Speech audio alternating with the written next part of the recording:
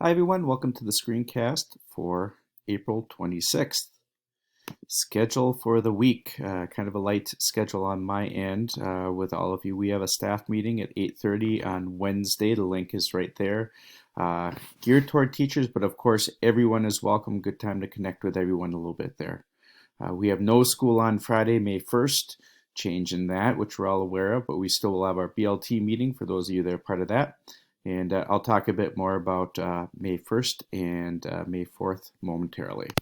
All right, reading. We need everyone's picture. Rachel, thank you for sending this out. And John Peterson, thanks for helping with this. We are going to do something else that we can share out with families and our students, and maybe you could use it during your morning meeting. So please take a picture of what you're reading or your favorite book and share that in the link here by 3:30 on Monday so that we can get that out and to you.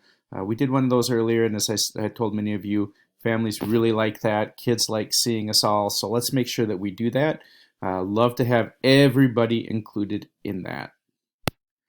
All right, the May 1st and May 4th. Just know that communication went out.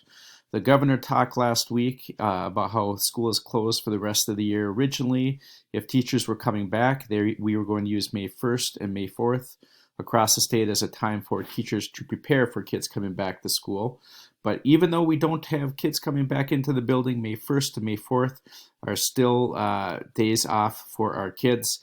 I'm not quite sure exactly what's going to happen. We are thrown for a little bit of a loop by having those days off. I imagine there will be some staff development on those days. On the left, you can see that's the message that went out to parents. Know that as I get more information, I know it's a short runway here, I'll let you know exactly what's going to happen. I'm imagining some of that time you will have to be able to prepare for the rest of the year here too. But also know that we still will have our specialists push out their lessons on Wednesday as we had planned.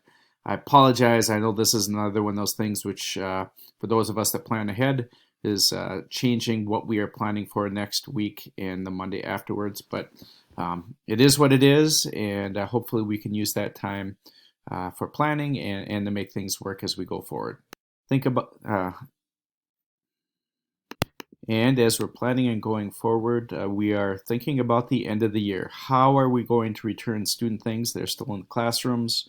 How are students going to be returning tech? Know that our district is planning on that. Just a couple givens. No matter what, we will not have parents or students in the building. Maybe that means we'll have a pickup lane. Maybe we'll use our bus lane like we're doing for food right now. We do need to collect tech devices because they need to be updated for the next year. And we do know that staff will need to social distance throughout all of this. So somehow we will have to have teachers and maybe parents helping coming into the building, bagging up individual student things, and we need to have a plan for getting the tech devices back. That would probably be that last week of school. Just note there's things that need to be figured out for that. If you have ideas, share them with me. I know that from some teachers, we want to have some kind of closure. The idea of being able to hand those devices or take those devices back and hand kids their stuff is one possibility. However, from talking with the district, we don't want parents to have to come on 2 different days if they have, say, a kindergartner and a 3rd grader. So definitely things to figure out. Let me know if you have ideas. Share those with me. Hopefully we'll have some plans for that soon. Summer school, I talked briefly about that last week.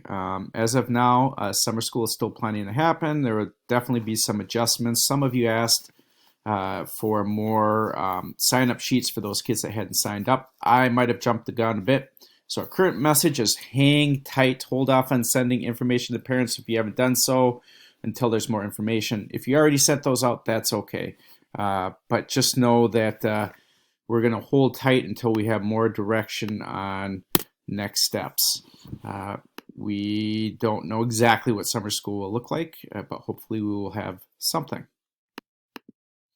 Just a few other things to be aware of for us all to be aware of. Ramadan started already, and so that might affect student attendance somewhat. So if you have a kid that you think is celebrating Ramadan, just be mindful of that. If you have questions about attendance, feel free to contact them, just checking in, how are things going. If there's still no contact, just like we've done before, let Rachel know and we'll follow up. But know that with Ramadan, that makes it even tougher for some of our families to support their kids. We still want to make sure that they're safe, and it's touchy, but let's just be careful on that.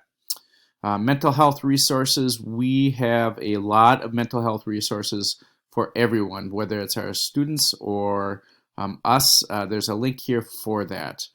Similarly, if you are concerned about something with kids, make sure that you contact Rachel or myself too.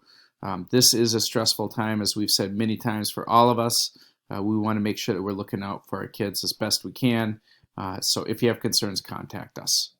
Well, that's all I have. I kept in here our distance learning and technology information in case you are still wanting to look at that as a handy resource. I hope all of you are well. I hope you got outside. It was a beautiful weekend. Looking forward to connecting with many of you this next week. Take care, everyone. Enjoy the rest of the weekend.